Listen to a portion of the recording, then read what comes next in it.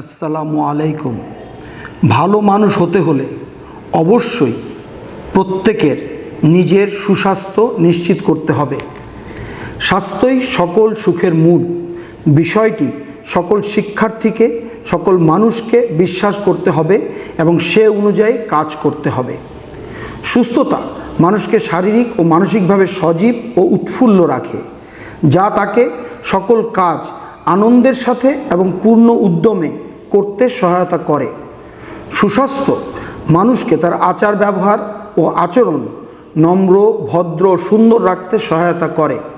ফলে মানুষ শান্ত, ভদ্র মস্তিষ্কে অন্যকে সহায়তা প্রদান করে ভালো মানুষে পরিণত হতে পারে। সুস্বাস্থ্য নিশ্চিত করতে হলে শিক্ষার্থীকে অথবা যে কোনো মানুষকে অবশ্যই সবসময় সুষম খাদ্য গ্রহণ করতে হবে। সুস্বাস্থ্য নিশ্চিত করতে হলে সকলকে অবশ্যই সারাদিনের সুপরিকল্পিত রুটিন মেনে চলতে হবে।